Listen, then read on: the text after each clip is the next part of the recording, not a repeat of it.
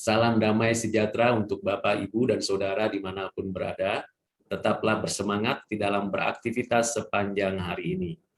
Kita kembali membahas mengenai kebangkitan Yesus Kristus, Tuhan, Juru Selamat, dan Penebus kita.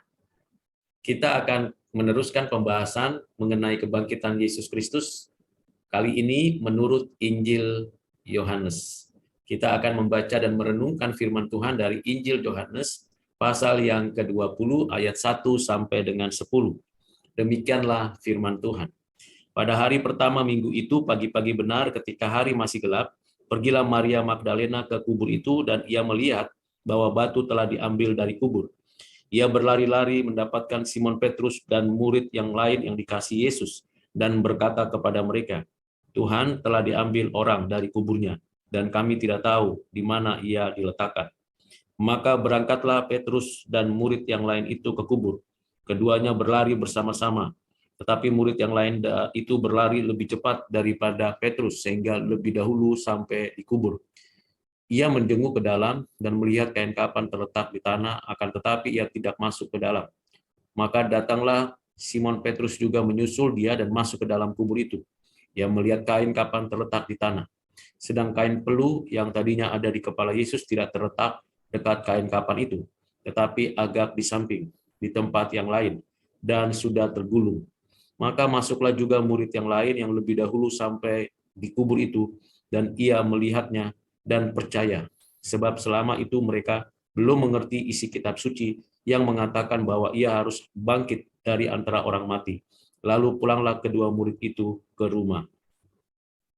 Berbahagialah kita yang sudah membaca, merenungkan, dan menyimpan firman Tuhan dalam hati, serta yang melakukannya dalam kehidupannya sehari-hari. Bapak, Ibu, Saudara yang kekasih di dalam Kristus, di dalam pembacaan kita pada Injil Matius, Markus, Lukas, kita sudah mengetahui kisah kebangkitan Yesus Kristus dengan kelengkapan dan keutuhan dari kisah tersebut, di mana ada malaikat yang memberikan informasi tentang kebangkitan dan bagaimana perempuan-perempuan itu mendengarkan dan mendapatkan berita yang sangat mengagetkan, tetapi juga sangat menghibur dan menguatkan.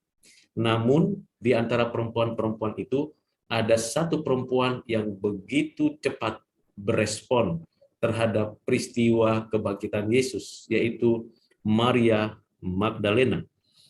Penginjil Yohanes menuliskan bahwa Maria Magdalena langsung memberikan informasi kepada rasul-rasul yang sedang berkumpul di satu tempat. Dan rasul-rasul itu tentu sangat kaget, sangat heran, karena ada satu kalimat yang dinyatakan oleh Maria Magdalena, yaitu bahwa Tuhan telah diambil dari orang dari kuburnya, dan kami tidak tahu di mana ia diletakkan. Sekali lagi saya bacakan di sini, Tuhan telah diambil orang dari kuburnya, dan kami tidak tahu di mana ia diletakkan.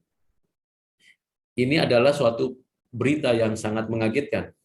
Bagaimana gurunya, dan di sini perempuan yang bernama Maria Magdalena mengatakan bukan guru, tapi Tuhan, atau Tuan, atau yang berotoritas, yang memiliki kekuatan, kuasa. Tetapi ternyata bisa diambil orang, dan kuburnya kosong. Mayat atau tubuh jasmani Yesus sudah tidak ada diletakkan di sana. Siapa yang mengambil, siapa yang mencuri, tidak ada yang melakukannya.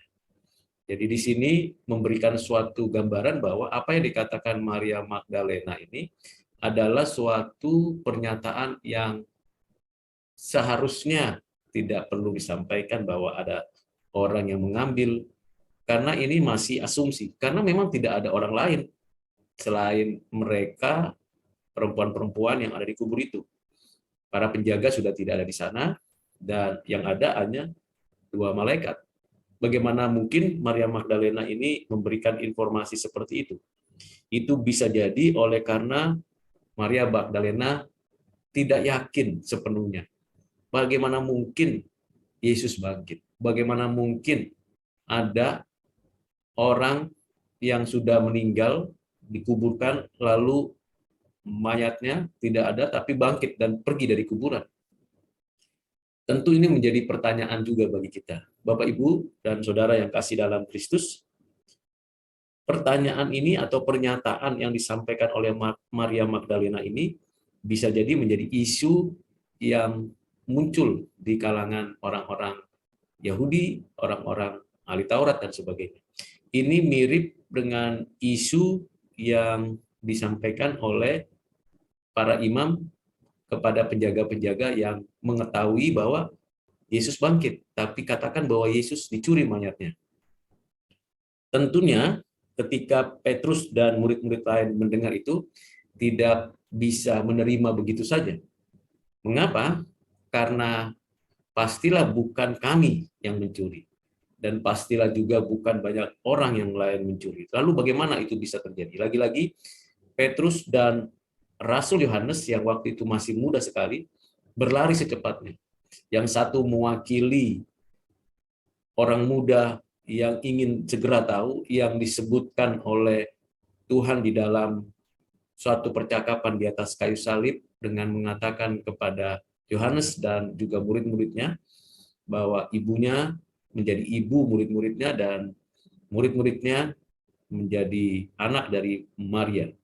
Namun kalau tidak ada mayat itu, bagaimana tanggung jawabnya?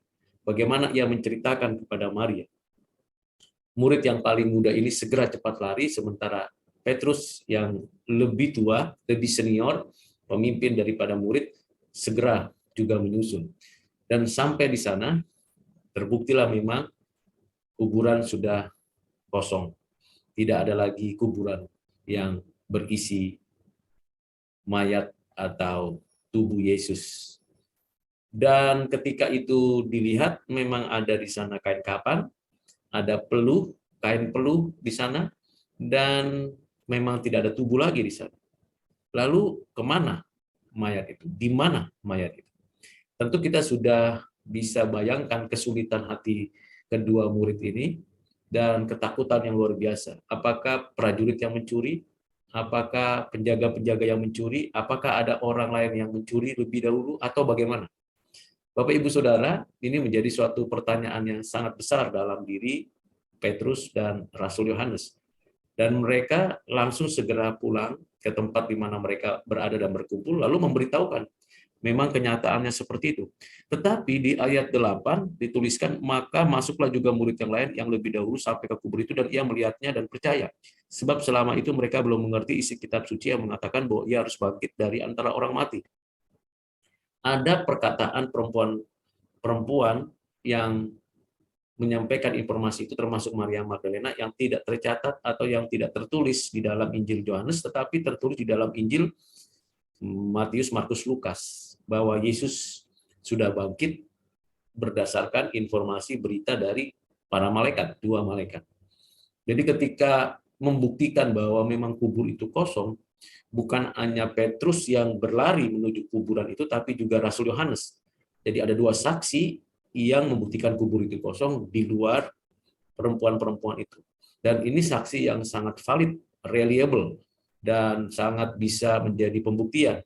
Bukan dicuri, tapi bangkit. Maka di ayat 8 muncul suatu pernyataan di sana bahwa mereka baru ingat apa yang dikatakan Tuhan Yesus mengenai kebangkitannya. Bahwa itu akan terjadi setelah ia mengalami kematian di atas kayu salib, dikuburkan, dan pada hari ketiga bangkit. Dengan demikian, Bapak Ibu Saudara, bahwa apa yang dikatakan penginjil Matius, Markus, Lukas, dan Yohanes itu sinkron.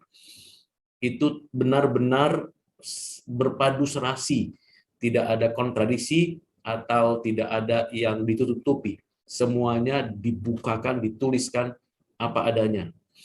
Dan yang paling penting adalah mereka pulang ke rumah untuk menyatakan, memberitakan, meyakini bahwa apa yang mereka dengarkan selama ini bukan omong kosong.